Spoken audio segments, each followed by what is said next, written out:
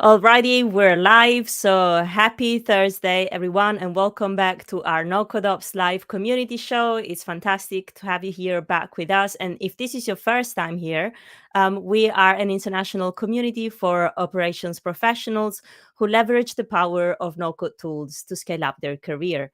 And every week, or we try to have them every week, we host these live streams with experts from the field and the industry. And it's been fantastic to have so much knowledge infused into our community. And speaking of big guests and big experts and speakers, today I'm quite excited, a little bit nervous, because we have one of the most vocal, knowledgeable voice, at least that I've seen on LinkedIn. And so without further ado, I'm just going to bring in Bill. Hi, Bill French. Welcome to our NoCodeOps Live community show. Hey, Claudia. Great to be here. I'm so excited. You got me mid-swing here. I'm so excited to have you here with us. You know, as we were just having a chat behind the scenes before going live, and I was just saying to Bill how much I admire, his content, and you're very vocal, right, Bill, in the industry. And I was just looking into your bio, and you've been building I believe your first organization was built in 1981, even before I was born. So you're like a hero to me, and I'm so grateful that you accepted my invitation to be here with us today. I don't do very many of these, and I am old. In fact, You're I think not the last birthday cake I had, I couldn't see the cake. It was really a ball of fire. They had to use like a blowtorch to light all the candles at once. So yeah, I'm old. I've been around the block a few times, but that actually is going to play in our favor today, because I'm going to take you back to 1982, when I made a few observations about how databases were emerging. So, you think that Airtable is this really cool new thing, and it's been around for a long time, just had different names, different generations used it. So yeah, I'm anxious to get into the content. Yes, and I guess before we dive into our topic today, which is the future of prompts and generative AI, I would love to hear, I would love to get to know you a little bit more, right? Because it's true, you're not often on camera, and so I feel like this is my chance. How did you get into this whole industry? Because I believe you were, even before it was called no code, you were already using kind of automation tools. Yeah, that's correct. It depends on where you want to start in that lineage. But my kind of genetics of work goes all the way back to CSU in 1976. That would be Colorado State University. And there I became an accountant. I longed for the economist kind of viewpoints that often dovetail into accounting. But at the end of the day, I was just an accountant, right? I had a specialization in auditing. I worked in CPA firms for a while, taken the CPA exam, et cetera. But that industry threw me out very quickly. I mean, they literally fired me. They called it outsourcing. And, they were basically moving me to another company, a client. And that was when I think my intellect regarding computers began. Fast forward all the way into the early 80s, I found myself writing software for NASA. I wrote a little Wow. program that helped data move off of the space shuttle and onto desktop computers, which were new. And then ultimately that product became LapLink. LapLink was used, I think, by 53 million people, I think. Eventually 250 million people, but while I was working on the project, it was about 50 million consumers used it pre-Ethernet. So this goes way back. But at the end of the day, that took me into databases, real-time computing in the early 2000s, 2010s, and then ultimately Airtable made a presence in my world because a client said, "Hey, we want notifications in Airtable." So that's when I discovered the Airtable API and became somewhat enamored in data automations and things like that. Does that help? Absolutely. Yeah, absolutely. Yes. And I can see from the chat, people are saying it's Bill in the flesh. Yes, it is. He tells the stories just like how he types, a living legend. Yeah, Absolutely. I support that. yeah. Bill, just my last question, because really, like, you're a fascinating character. And I would love to know what was the spark? What drove you? I mean, what was the passion that got you into? Because getting into database and account and all that is not particularly romantic, is it? But I guess you had a more um, kind of deeper motivation behind that. What was that was driving you back then? I think the idea that humans needed to be insulated from operations. Mm, And I don't mean that in a sense that it's, no code ops per se. I know that the focus here of the audience is no code ops, but at the end of the day, humans are dealing with data and they're dealing with computers.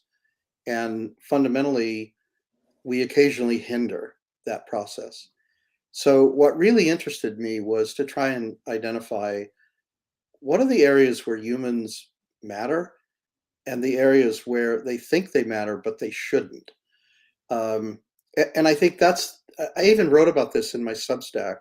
Uh, so check out my Substack. There's also a discount link somewhere, but for the show. But the idea that humans need to either be ruled in or ruled out of any kind of an automation, that compelled me to think much more deeply about this. And of course, when Gen AI came about, it's even more prominent. And so I wrote about the one rule for automation. And that one rule is ask yourself, is there anything about this workflow where a human hinders it or accelerates it? And from that moment on, it makes it a lot easier to understand what should we actually automate. Um, so I think we lose track of that, and we see lots of proponents on LinkedIn say automate everything, and mm. I think that's as irrational as saying automate nothing. So you have to be very careful about what you automate, and I think Gen AI seems to have nudged that needle at least to the 51% mark, where we tilt in favor of getting humans out of everything. I think that's a mistake. With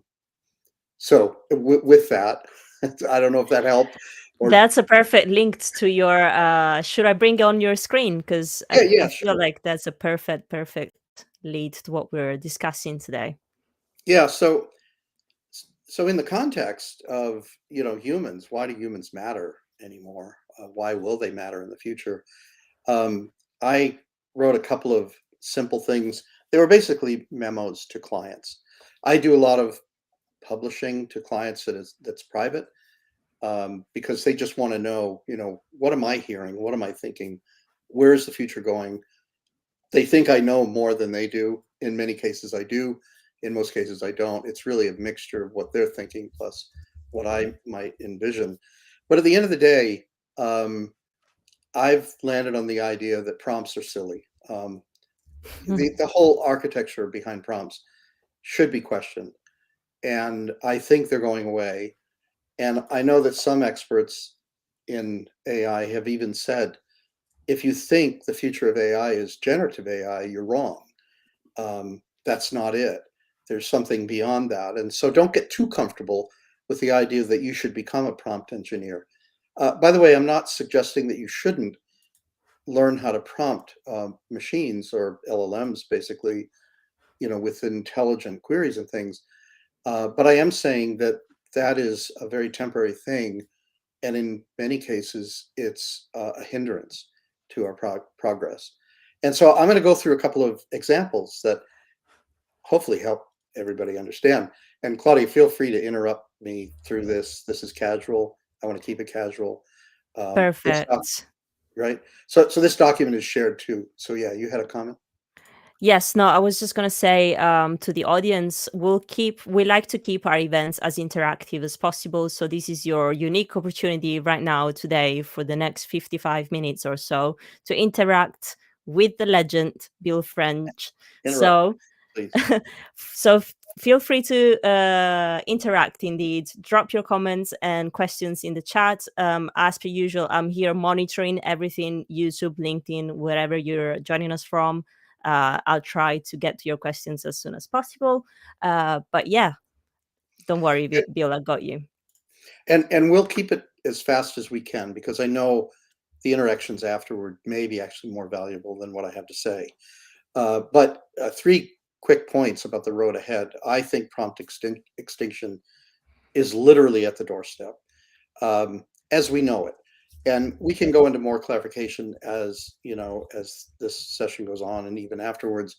But if we look at what we're doing right now with Gen AI, there are massive prompting inefficiencies. And there are certain AI provider incentives to keep it that way. And the basic question comes up, have you captured every single prompt you've ever written that proved to be good? The answer is probably no. There are some capabilities to do it in some of the chat systems now, and there are some prompting frameworks to do it. But for the most part, anyone who has actually achieved a really good outcome is more interested in the outcome, not how they got the outcome. And so that's a vast amount of intellectual property that we see erode every day. And there's very few frameworks to make that change. Obviously, the providers have incentives to help you forget, because they want to incur stickiness, because ultimately at some point companies like OpenAI they're going to advertise to you, or they're going to use your data in some way to sell something. Commerce at the end of the day is going to trump all these things. But another thing to think about is generative AI basically the tip of the spear that will lead us into a completely new no code realm? And my argument is that it will. And when we say no code, obviously prompts fit into that. But at the end of the day, this has um, a massive impact on the opportunity for no code ops. So, and I'll kind of get into what that means, but eventually we have to think about AI's future and humans and no code. They all go together, right? This is a big blob of mixtures that we have to be very careful of. And obviously see the future. We got to recognize some of these basic trends and patterns. One thing that's terrible about prompts is that precision matters. You all probably know, or you've at least experienced the idea that, I can say these words and I get a crappy outcome, or I can say lots and lots of words and get a really precise outcome. Now, this particular outcome has three hands. This is not what you'd want to lead a promotion on LinkedIn with, because, especially if your promotion is concerning the advantages of AI. And that's where this particular image was used. So I thought it was quite ironic that one of the most prestigious AI commentators on the web actually used this as his cover without realizing that his prompt was flawed. So that's one reason why prompts really need to go away. They give us far too many off ramps that look, terrible. Um, so what is a good prompt? Well, we could say that, if I'm going to try to zoom in here a tiny bit, see if I can do that. Oh, perfect. Thank you so much. And Is that a obviously, we little were better? chatting. Yeah, that's absolutely fantastic. A lot better. Thank you. And we were chatting about troubleshooting, weren't we? Like the drama of going live and anything can happen. And so, of course, my mic arm just dropped on me, and I'm holding my mic. So you had a mic drop moment, literally. I had a mic drop moment. Boom. Uh, okay, so a really good prompt has a name, what it's about, a role, a task, a goal, maybe some steps, and it might even have some rules, right? And so this is an interesting structure that seems to work quite good. Um, but does anybody go to this trouble every time they want to ask a basic question? No, they don't. Humans, by and large, see LLMs as search indices, just like they see search in Google. They want to ask a question and they want to get an answer. They're not concerned about shaping the context. You don't have to tell a search engine all the things that it needs to think about before asking it a question. LLMs are different as they appear today. And so, with that said, we can make the observation that this particular idea it's flawed. Prompts are just really tough to do and tough to do well. We can then jump on one idea and say, obviously, when they do, it's magical. Now, that prompt that I showed you generates all of this content. I'm not going to try to go into the detail, but you can see it's very structured. The output is exactly what the author wanted. And there's the prompt again. That's what it looks like. That environment is very difficult to achieve for any average user. By the way, you can see that entire approach in a document called Promptology. This was a hackathon. Well, this is my own one and only hackathon I ever engaged in, and I won. So there's that.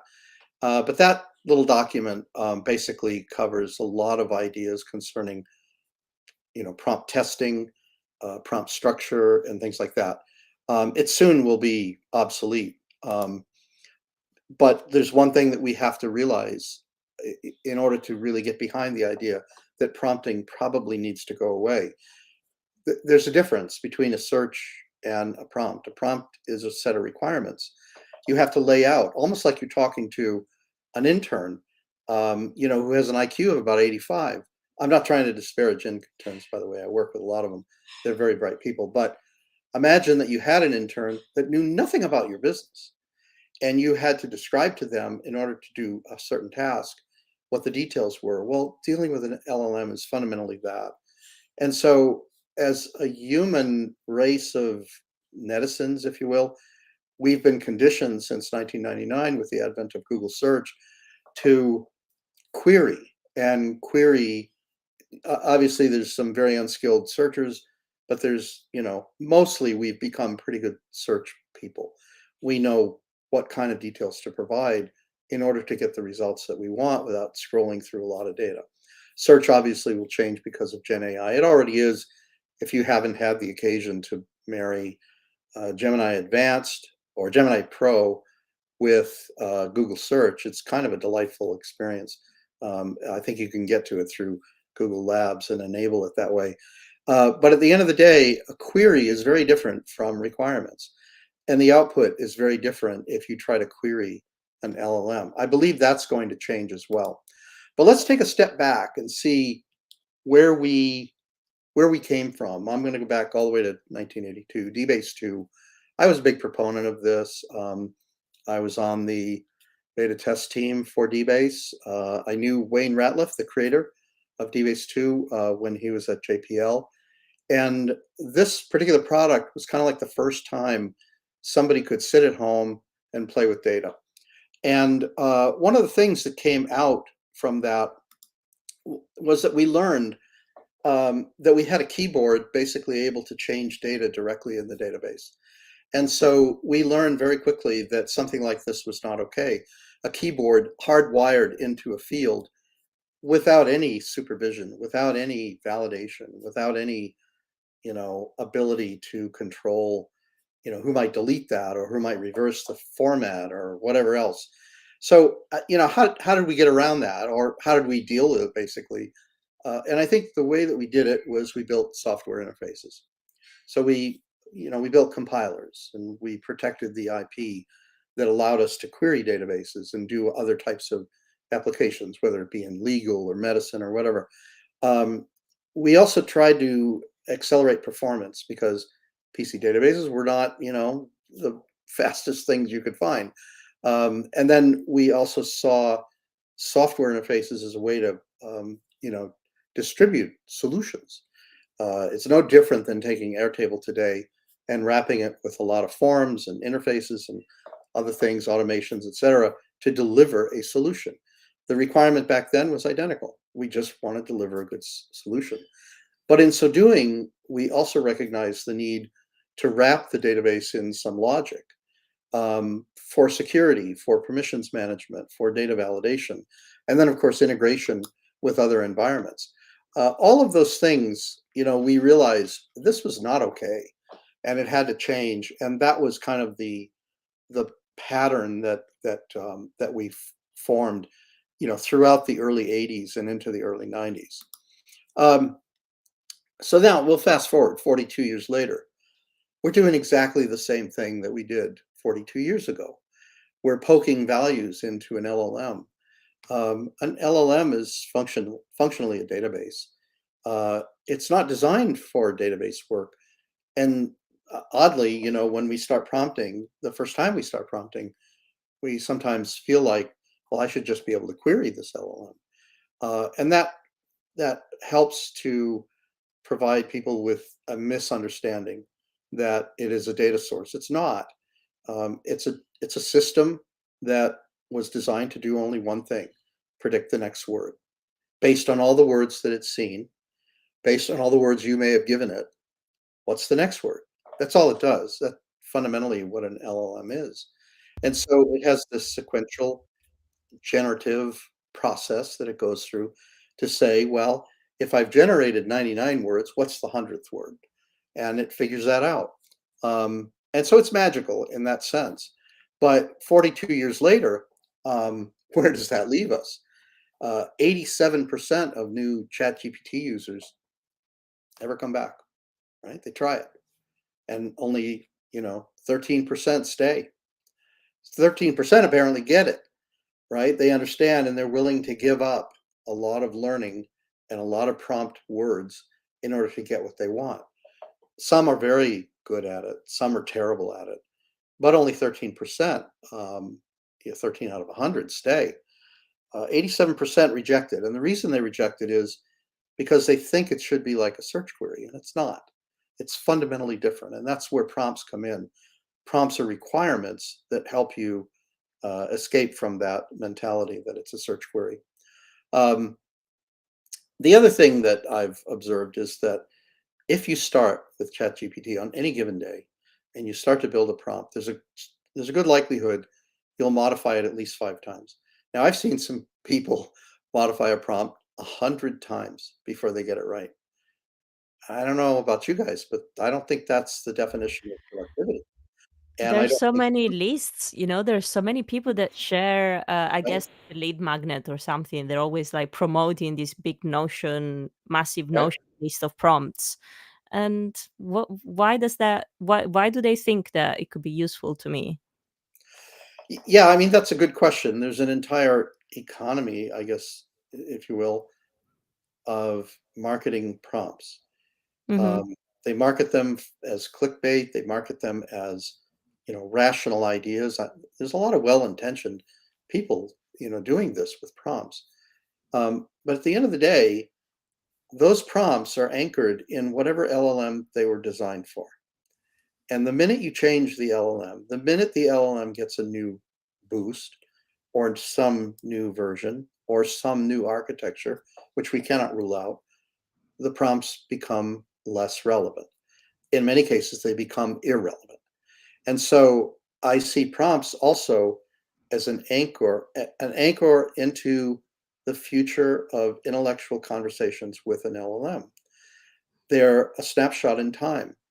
And so, you wouldn't want to go back to 1942 and take any knowledge base and apply it to today unless it was of some basic science like physics or mathematics or whatever, chemistry perhaps. Um, this is a problem with prompts. They don't float.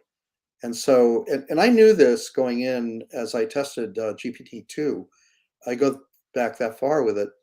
I noticed that prompts in GPT-2, they were worthless in GPT-3, just as Mm. prompts for GPT-4 will be worthless in GPT-6, perhaps even 5.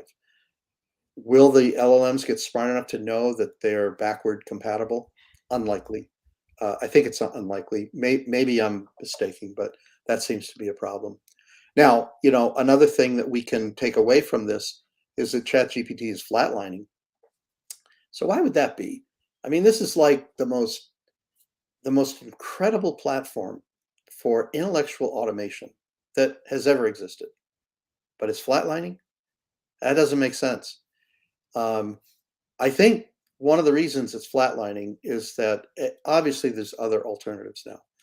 There was a day, back here in 2022 where there wasn't many alternatives. You couldn't choose much. Now you have choice. So who is escaping, from this environment? If, my sense is that this is not okay, and the people who are leaving and flatlining here are the people that are recognizing that this is not okay. Mm. You can't have humans talking directly to the machine. And by machine, I mean the large language model. I think that juxtaposition is flawed to begin with. But let's be clear. I mean, the entire ChatGPT product was never intended to be a product. Even Sam Altman has said that. He said, no, it's kind of an accident that it took off as much as it did. It was designed to demonstrate the possibilities. And oh, by the way, here's the APIs to do those possibilities. But instead, the world somehow became drunk. They Yeah. became inebriated on this concept that they could just go somewhere and have a conversation with an LLM, which, by the way, is delightful. I don't blame any of them, but no one's sobered up, right? Yeah, and So, I think a lot of it has to do with a lack of education as well, in that, yes, in a sense that you were given the most powerful weapon in the world potentially, but you don't know how to use it, or at least that's, me working in community and interacting with a ton of people every day. That's one of the yes, general sense that I noticed, that is that you have all this potential, but going back to what I was saying, when people offer you those kind of big lists of prompts, but without showing you possibly how to use them or what to do with them. And so there's a lack of like guiding the people towards the best use cases with these big technologies as well. absolutely. And so the world became enamored with this technology. We all got drunk. We had a great party. Um, the DJ left long ago, and we're still partying. We're still mostly drunk. I think we're delusional in some sense to believe that we can chat our way to productivity. I don't think we can. I don't think we were ever intended to have long conversations with keyboards talking to a machine. That just seems illogical to me, and why prompting, will have to change. And we already see it changing, right? I mean, custom GPT is a good example. It's a little thing that helps us like make a lot of progress without having to know something. But again, a custom GPT is anchored by a snapshot in time known as GPT-4. And as GPT-4 changes over time, the maintenance requirements for a custom GPT will grow. That's going to be a problem. Obviously, you could write some more AI with automation and say, "Hey, for everything I've said about this, change the prompt." Maybe that'll work. I doubt it, but that's a possibility. But we also see software wrappers, so people are writing literally software applications that embody prompts. Again, those are anchored in a snapshot in past, but at the end of the day, if you can combine data, current data, with prompts that use the latest LLMs, software applications can do a great job. So where is this leading? Well, copilots. I mean, basically, we just described a number of different types of copilots. Microsoft has a copilot for Office 365. I think Microsoft has 4 or 5 copilots now. Google is currently building a number of copilots for workspaces and many of their different apps. Custom GPTs continue to be somewhat interesting. I think there's 10 million of them. So when I wrote that copilots would be everywhere, I think it was over a year ago. Um, people on the OpenAI forum thought I was crazy. They said, "Oh, there's only a demand for one kind of copilot, and it's for coders." And I thought that was just irrational as well. So, my feeling is that we're going to see this concept really expand and into micropilots as well. So let's look at a micropilot. I wrote that. I mean, this was in my article where I said, most importantly, micropilots as well. So a micropilot, it could be a custom GPT, but the problem is, I think all kinds of AI pilots should exist in the context of where you work, not in the context of where some company wants you to go to maybe see an ad or see something else. So here's a micropilot that I wrote. I built this literally, I guess last night. I think it took me 16 minutes. And it's a copilot for wannabe chefs, which, by the way, is kind of me in some sense. But in it, I said, okay, well, let's just build a list of possible cuisines. So I'm gonna select cuisine of New Orleans there, and then a button that automatically updates this this chef's 5-course menu. Right, so there's 5 courses. Um, inspired by San Francisco cuisine. That's pretty cool, right? I only need to select and click go. And you can see it's still busy, even though it's finished here. Well, what it's busy doing is another part of an automation, which is show me how to make what I just generated. And you can see this is not, amazing per se, if you've had any experience with generative AI. But it is kind of cool, especially for people who just want to be a chef but aren't a chef. Mhm. Um, the beauty of this is not what it just output. The beauty of this is how did I make it output that, right? You don't see a prompt here. There's no prompts. But let's look and see how I crafted this. So this first field, 5-course menu, it's a very simple prompt. Obviously, there's much more complex prompts out there. But the beauty is that it insulates my wife from the prompt. The prompt is in the background. It's moved to the background. And this, by the way, this is Coda, in case you were wondering. In Coda, they have a thing called an AI block. And the AI block allows you to build any kind of environment that also blends data. So if we were to right click on this guy, I'm sorry, I think I just click on it. Here we go. This is a reference to a canvas field known as keywords. And the canvas field is this guy right here. So it's just pulling this and it's blending it together into a prompt and it's executing the AI required to do that. So I built this micro pilot in just a couple of minutes using a pick list and a button that triggers it to update the AI. And then I thought, okay, well, let's demonstrate a little bit of automation. And the way that I did that was to design another prompt, which is equally simple. But again, it's completely removed from the touch points of the user. And this is where the prompt actually goes. And it uses the 5-course menu to generate the recipes. That's how simple this micropilot is. And then we wonder, well, how did he do the automation? Well, Coda thought this through really well, and many other platforms too, Notion, etc. They're all thinking about these things. But this is the automation, and the automation is quite simple. Hopefully you can see that.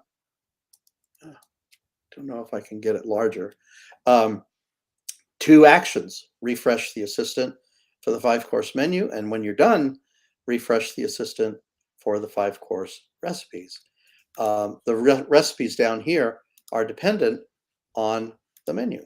Simple as that. So that's a micropilot.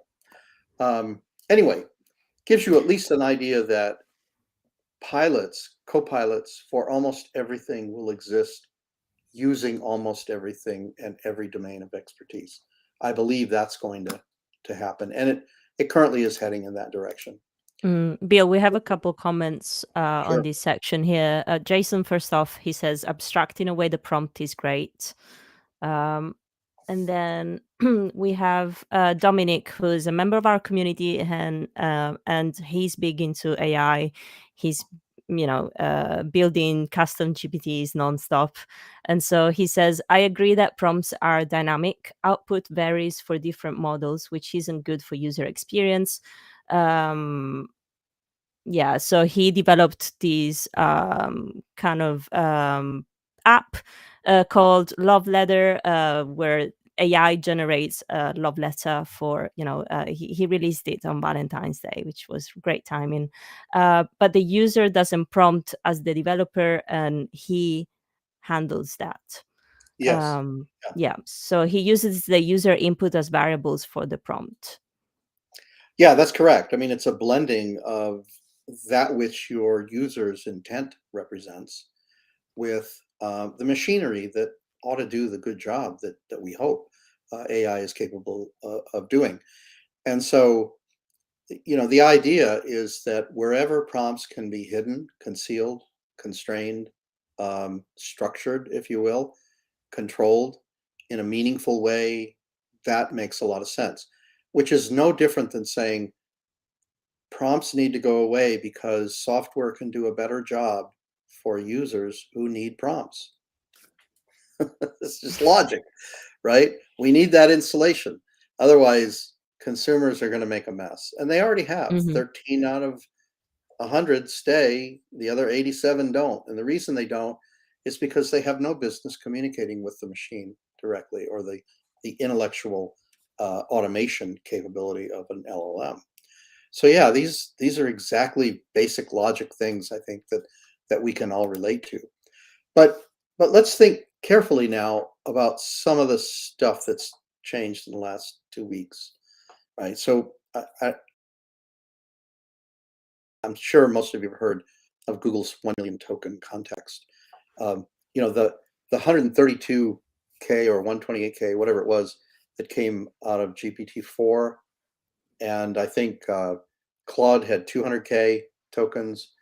Both of those models failed to make anybody smile. And the reason they failed was because the larger those models consumed in terms of context data, the worse their accuracy became. So you could put a little data in to a 200K window and you could get a fairly accurate outcome. But the minute you put in 100K, you'd get a terrible outcome. That also happens in GPT-4. So this is kind of a known limitation of these context windows. And then Google comes along and says, oh, y'all got it wrong, and which is hard to believe, especially because Google has been known to give us a little sleight of hand, back with the early Gemini announcements. But as soon as this 1 million token context idea came along, people started to question it, and some very prominent people in LinkedIn and over on X, they have put it through its paces, and they are absolutely mesmerized by how Hmm. accurate it is with after giving it 640,000 tokens, or giving it 900,000 tokens comprised of video and audio and images and text, and it can't get anything wrong. So I think what's happened is that Google quietly worked on this for about 5 years, and it just finally became apparent that they could release it. And so we have this 1 million token context that will soon be available to more than just a closed group of developers, or they're really reviewers. Ethan Mollick is not a developer. He's more of an end user, and he's blown away by it. And he is very critical of Google's past in AI. And Hmm. yet he can't stop talking about it. And so if you look carefully at how they implemented this 1 million token environment, um, it's very different in terms of the architecture of Gemini that supports it, Gemini 1.5 specifically, which nobody really has, but a few people have. Now prompts become natural language queries. We look at this and we think, wow, that's amazing. I could put, an entire novel in and ask it questions and have a conversation with it. But the one thing I think most people have missed is you don't have to set up a prompt to do it. You just have to start asking questions. You don't have to be specific about guiding that LLM to understand what it is that you're looking for. And so that's going to take a lot of people by surprise. Domain knowledge now becomes this persistence because not many people realize, when Google said, look, you can have access to Gemini Advanced, which is the 1.0 model, they also paired it with 2 terabytes of data, 2 terabytes of storage. By coupling the two, most people said, what's the point? Is this Google just doing a money grab for storage? Or is this a relevant thing? And my argument is, now that we know that 1 million token contexts are probable, I mean, they're within reach here in the next few weeks or months, why would 2 terabytes of data matter? And the answer is simple. Gemini Advanced is a coupling of data storage as well as the model itself. And in the Google world, if you go back even to the early Bard and the use of Bard with your Google workspaces, which beta people could get pretty easily almost a year ago, that was a coupling of massive storage, Google Drive, Google Docs, Google Sheets, and Gmail. All of that data could be coupled with a Bard query, which came out, I think, last summer sometime. But at the end of the day, to Google, it's always been about large storage coupled with the LLM. And then in a secure context, right? So this little border that I drew around all of this matters. That's the security context. It's also the sharing context, which means I can do something with data with a specific custom GPT. I'll call them that. I don't know what they call them. They're really just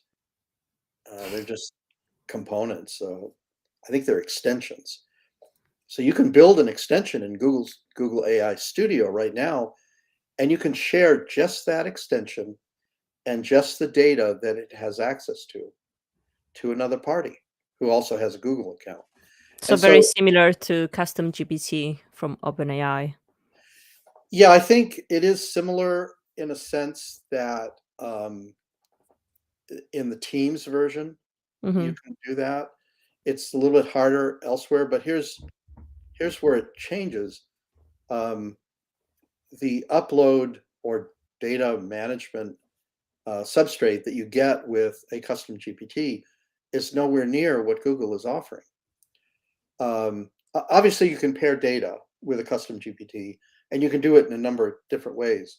What Google kind of has done is they've said, here's 2 terabytes and the model, and they're paired, and they work together, and you can upload that 2 terabytes all you want, and then reference it by this model that has the ability to do 1 million tokens. In 2025, it will be 10 million tokens. And by the end of 2025, it will be 10 gigabytes of tokens. And so I think that trajectory plays a huge role fundamentally in everything that we do with Gen AI going forward, because no longer do we have to worry about the security of the data or the location of it. We have a place to put it and it's secure. We can share it or parts of it easily with that 2 terabytes. And we don't have to treat it like an LLM anymore. We can ask it direct questions. Here's an example. Let me see if I got an example here. Yeah, here's a good example. So this guy uploaded 100,000 lines of code. This was recent on Twitter. I'm not sure when, but anyway. So he uploads 100,000 lines of code, and then he asks it, look across hundreds of possible examples in the code, and it came back with super relevant options, right? 100,000 lines? That kind of changes the dimension quite a bit. I don't think you can do this in using GPT-4, not without a lot of software. So that tells me that something's different. Also, looking down in here, he says, when we asked Gemini about changing the text and style in an example. It identified the exact lines of code to change, showed us how to change them, and gave an explanation about what had been done and why. Yeah, see that's mind blowing right there. And the reason it's mind blowing and relevant to no code ops is that somebody's going to write an automation that does that, so that you don't even have to go in and prompt this beast. It's simply going to figure it out for you, and the code is going to be changed. Uh, Hmm. that's kind of the new world that I see when you have the ability of an LLM to understand and be so accurate about 100,000 lines of code. In most prompts that we've created using LLMs like Gemini Pro 1.0 or GPT-4, even the most advanced GPT-4, we can barely get it to write code that is ideal. And this is taking existing code and saying, I understand this intimately by simply reading it in a few milliseconds. that, that's mind blowing. And And so there's many Bill, I more. guess I have a question there for you because Sure. mentioning operations use cases and like how this is pretty much going to be implemented into our near future. What's your take on privacy and security using these tools? Well, if we're talking about a 1 million token context, the no one's going to surface data that they want to make public per se, uh, in that kind of a context, um, because that's a lot of data, right? And when we look at Google's offer of 2 terabytes of information along with your subscription, which is only $20 a month, um, I think all of that cavernous storage is going to be consumed mostly by businesses who are thinking about how do I constrain access to this information. And so I think Google has leaned into that. I don't want to sound like a Google kind of pro thing, but I'm No, looking at. I know that you're always fair. Like again, we've Yeah, analyzed that. I've appreciated your content because you're pretty much agnostic. You're just like saying what works for people rather than teaming up with a specific tool or yeah. yeah, So yeah, yeah, and the idea that there's a world that doesn't involve being agnostic with LLMs, that's silly too, because in the next slide we're going to cover, or 2 slides down, we're going to cover the small model revolution, which again is fragmenting this very concept of which models are going to be used for what purposes. It started. We can see it in the tweets. We can see it, on LinkedIn, where very specific models matter. But getting back to the um, privacy is a huge challenge. I need to be educated more on that. I don't know enough about, the privacy incentives and the disincentives, that go along with it. But I will say that I'm pretty comfortable putting anything in Google Drive. I can't imagine I can't even think of a case where there was like this huge breach of Google Drive. I, I, it doesn't strike me as something that happens often. And if it did, that would be big news because there's 1.8 billion people on Google products, Gmail specifically. But if you have Gmail, you get Google Drive with it. And so if any one of those 1.8 billion people have experienced a breach, we would have known about it because there's plenty of watchdogs out there that would love to beat up Google on any given day about a security breach. So when I dump 200,000 lines of code into GPT 1.5, into a 2 terabyte, cavern, and then I ask GPT-5 to use it, I'm pretty confident nobody's going to get access to it. So I don't know if that answers your question. yeah, it does. It does absolutely. And you were chatting, or you were just about to introduce the small language models, because Yes. that's something that also came up in the chat. So yeah, Oh, very good. very relevant to our community as well. Yeah. So briefly, because I'm almost done, which is good. Uh, No, we can't get enough of you. Like I'm telling you, I want to have at least a monthly No, session with you. my wife tells me all the time, sometimes you should shut up. No, no, You I should can't just believe listen. that. Um, well, commerce is conversation, right? So I got to make sure I give at least a pause. So what's next? We're seeing generative AI platforms emerge, right?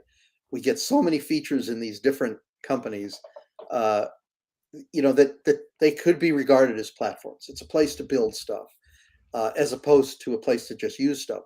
The days of just using ChatGPT are gone. Users have voted and they've said, yeah, we want to do things, with smaller amounts of data. Oftentimes less is more. And that is becoming apparent with the small model revelation as well. But I think another no code realm is kind of emerging. We think of no code as, Airtable and, Smart Suite and some of the solution building, substrates that we use every day. I think that's a very limiting idea of what the term no code really applies to. And by the way, I don't even think no code really describes anything because it describes basically not doing code. Um, I'm also uh, a proponent of not going to prison. And so I avoid going to prison just as sometimes I avoid writing code. But at the end of the day, we got this label, it's called no code. We got to deal with it. I think there's a new realm emerging. Should it be called no code? I don't even know. But there's this realm of where people do a lot with AI without writing code, also known as platform. But platforms like Airtable, like Smart Suite, they need code. The irony is, we reach for that perfect trophy of a no code solution. But at the end of the day, we always bump into some kind of a ceiling. With AI, it's going to be worse before it gets better. With Airtable, it's gotten better after it was very much worse. So I think what's going to happen now is that we're going to get focused on intellectual property protection. We're going to see compiled prompts eventually, which is another move to get prompts out of the way, to see them become more and more extinct, if you will. We're going to see this performance inferencing go crazy. I don't know if anybody's tried Grok, not to be confused with Elon Musk's Grok. GROQ.com will blow your mind if you want to play with it. And most people, when they see it, they will say, well, a human can't read that fast. But if they say that, they've missed the point. The point is, if you can create an inference from an LLM in 200 milliseconds versus 3 seconds, which are you going to pick? And most people will say, oh, I'll just stay with the 3 seconds. They're fools for saying that. It's absolutely insane to say anything like that. One of the problems, by the way, is that the architecture of a generative AI product requires that you cannot predict the 100th token until you predicted the 99th, and so on, all the way back to token number one. That is a serial process, and serial processes don't scale well. And that's why companies like Grok stepped forward and said, we have an architecture that can parallelize that process. We can do many things simultaneously in the generative process. It's magic as far as I can see, but GROQ.com, which by the way, they've sent a cease and desist letter over to Elon and said he has to stop using GROK. I found that kind of Oh, ironic. interesting. Yeah, Yeah. it is kind of interesting, but apparently Grok with a Q existed for a long time before Grok with a Yeah, K. we had a look at it last Tuesday because Yeah, every Tuesday we have our community hangouts in our community, and so it's fantastic to see everyone coming together every week sharing these new yeah, technologies or just like new founds. And yep. so yeah, Grok came up and people were absolutely blown away. That's right. And most people would think, well, what good is an LLM or any kind of an architecture that spits out conversational data faster than a human can read it? And my answer to that is that eventually only 1 in 10 humans will read as it's producing content. 9 out of 10 AI inferences that are made will never be read by humans.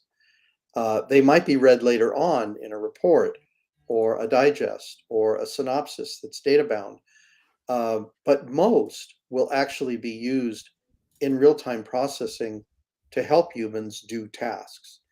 So I think we can bet on the fact that anybody at Google, anybody at OpenAI is concerned with the latency that comes along with the current stock of LLMs and largely the APIs that are built around them. Remember, all of the APIs we've seen so far from these companies are REST APIs. They were invented in the early 2000s and they've never been advanced in any way. All of them need to be real-time APIs, not REST response architectures, because that just adds more latency to an already latent kind of process. And we know that about 7% of users leave an application for every 100 milliseconds in delay. You don't have to be a math wizard to do that math.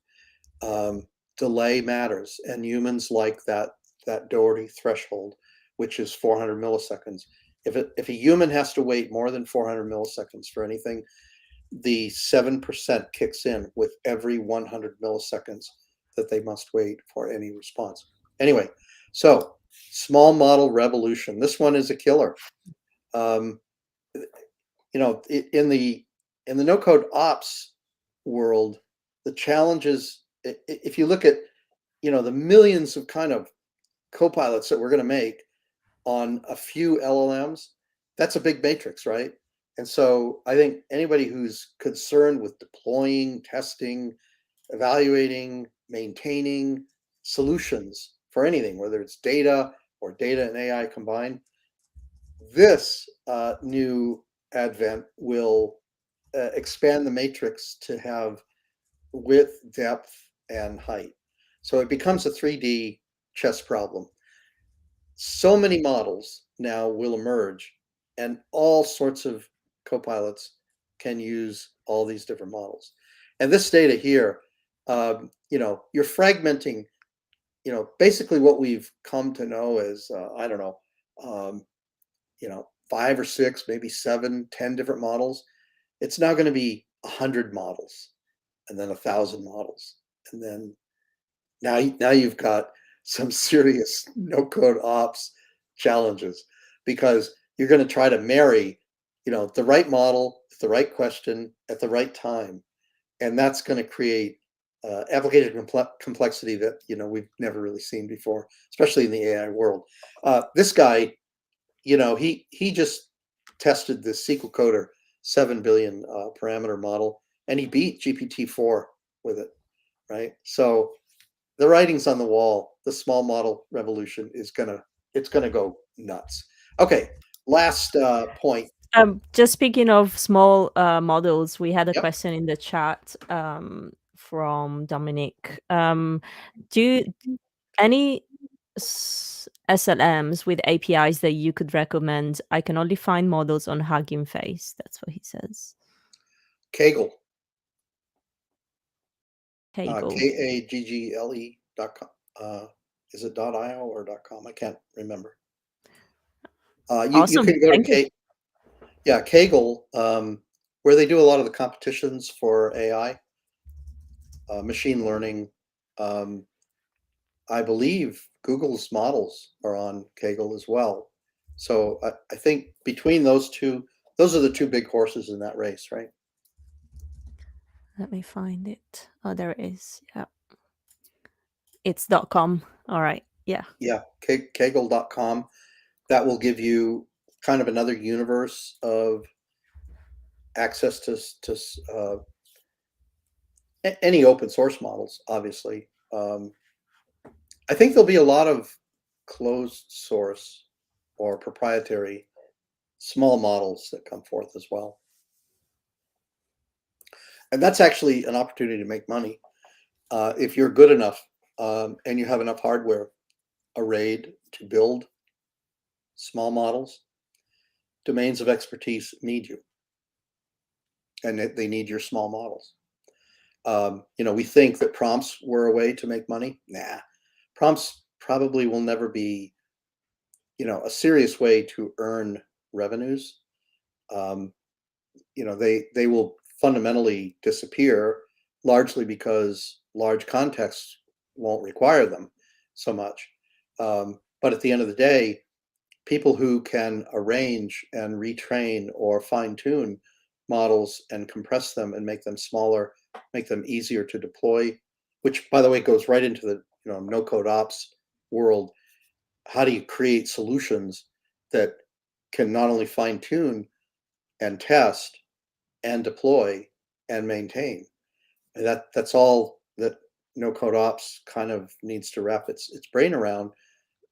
Especially if you can find providers or people, engineers who know how to make these domain specific small models. I think it makes a lot of sense. With that, this is the best slide in the whole thing because I don't have to do a thing. I just asked the question. This is where you come in, right? Where does it go from here? I'd love to know. That's amazing. I love that. No code AI ops. This is where you come in. Ah, okay. It's kind of obvious, right? Well, with that, you know what? I'm just gonna surprise you, and I'm gonna use my ace in my.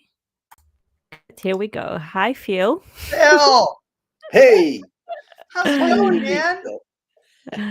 I had an ace up my sleeve, and I knew you he's been watching the stream, and me and Phil have chatted many times, and both of us big fans, of your work, Bill. And so yeah, here we Same go. here. Phil, Same here. where do we go from there? Well, first of all, Bill, what an honor to have you here. And you are by far my fiercest intellectual sparring partner on LinkedIn. I love it. If there's one guy that keeps me on my toes, man, and keeps me honest, it is you. I appreciate you. I really do. Yeah, that is me. And oddly, as old as I am, I don't use Chat GPT to keep you on your toes. No, it's Bill GPT all the way. It's Bill GPT. Yep. But I love it, man, and I love your takes on stuff. I love reading your newsletter. If you're not subscribed to Bill's newsletter, you should be. It's like one of the best $100 I spend a year. Yeah, I mean, I'm curious. First of all, thanks for explaining like the history of this, where it is, where we've kind of like gone right and wrong with some stuff as like a general audience consuming this, where you think it's going. This has been so rad to hear just kind of like your points of view on this stuff. I'm curious, like, you did some talking about, the current no code platforms that are out there now, the stuff that people do think of no code, right? Like, the Airtables, the Zapiers, et cetera, et cetera. I'm curious, like, if you were to kind of put on your blue skies hat, like, where do you see this stuff going, right? Like, with the introduction of LLMs. I mean, because I think at first, right, the first thought was, well, LLMs and, this version of AI is going to make no code and no code integrations completely irrelevant. But then all of a sudden we saw the opposite. More people are using these tools than ever before because of this stuff. This is a great way to interface with them. So I'm curious to hear your take on like what this does to the no code industry in general. I'm just curious to hear your take. Yeah, I think it, as crazy as it may sound, and no code is a big kind of sphere already.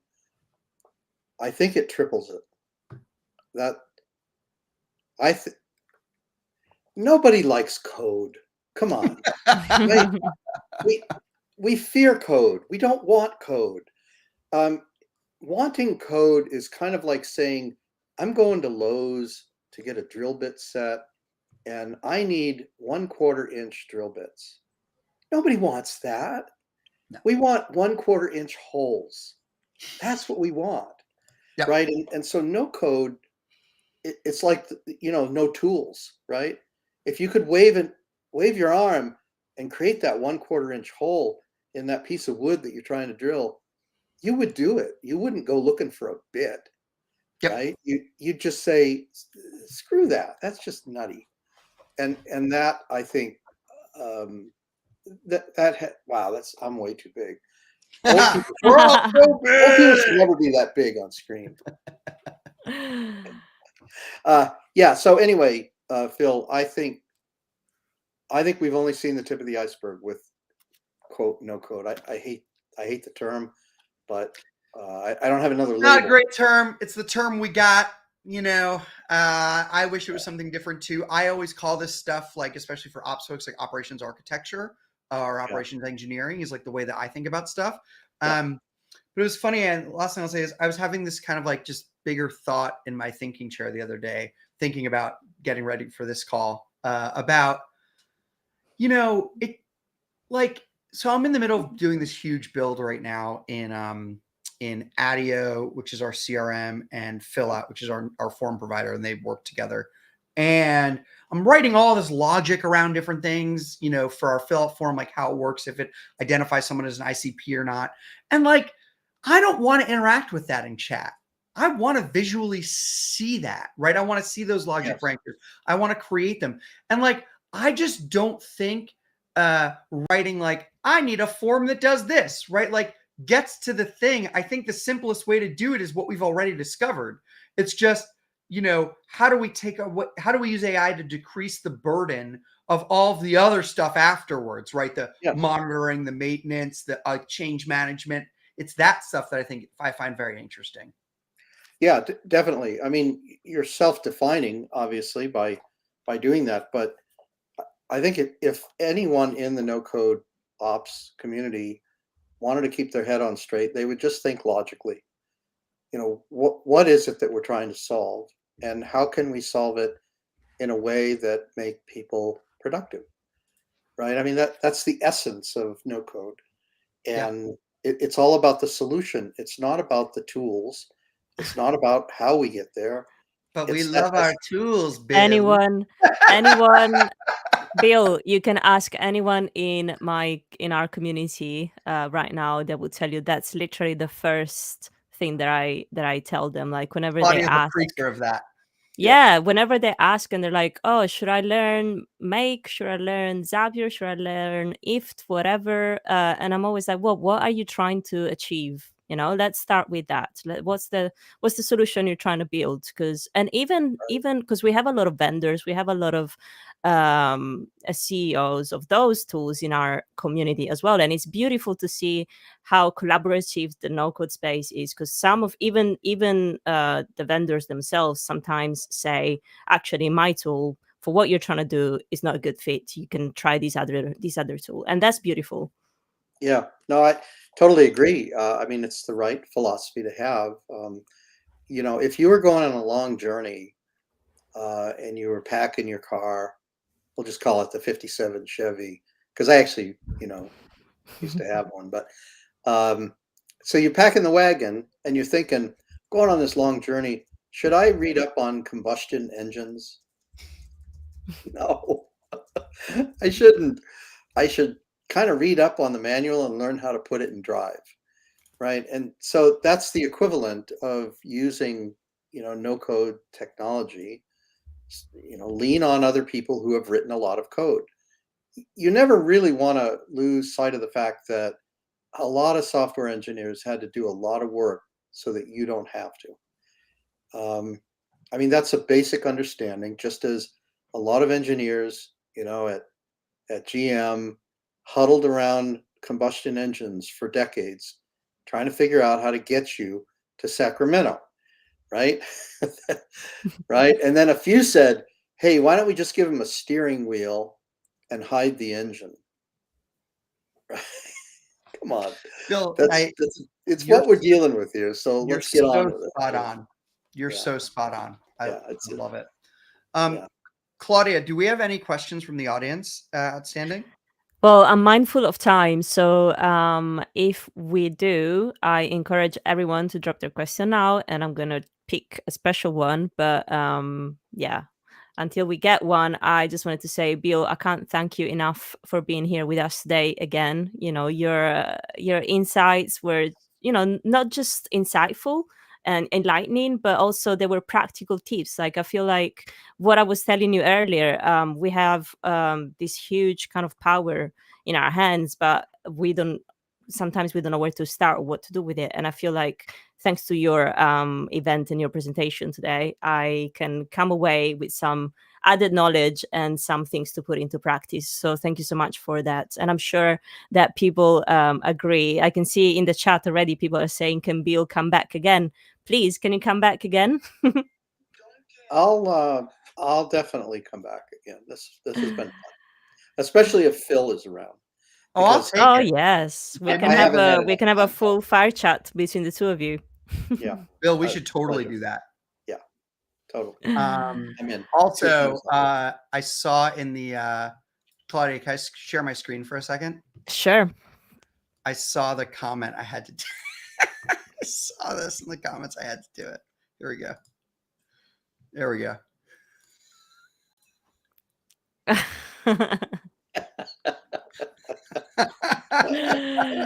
Yes. That's funny. That's funny. How much AI was involved in that? Come on. No, I do that all by hand, man. I just went to. I knew where to go. Custom great. ink. I'm the number one proponent. Is if SAS can do the job, let it. Let it. Yeah. Yeah. I mean, that's a perfect example of no code, right? And it's a blending of it's actually a dovetail of no code to physical goods, which I think is just kind of an awesome thing. At the end of the day, yeah, we're here to have some fun, hopefully, and enjoy this ride. But boy, watch out! Prompts are on their way out. They're sailing. Absolutely. Yeah. And what's even more fun is that we get to spend this journey with people like you in the space, and it's an absolute honor and pleasure. So thank you so much, Bill. Honor's all mine. It was a lot of fun. Thanks, Bill. Could have done it Amazing. earlier, but And yeah, to I've been Jason's busy. point, at some point, Bill, we'll do a fireside chat / cage match. It's gonna be great. Perfect. Stay tuned. All right, my lovely people at NoCodeOps Community, as per usual, I will see you for all the amazing events that we have throughout the week. I'll see you in our Discord, on social media, anywhere you would like to find me and us. But I highly encourage you to also connect with Bill. I've shared his LinkedIn profile, so go ahead and shoot a connection request and follow his content, and upskill yourselves. Pleasure. Thank you, Go Claudia. team. Thanks, Bill. Thanks, Claudia. See you, Phil. Bye, everyone. Take care. Ladies.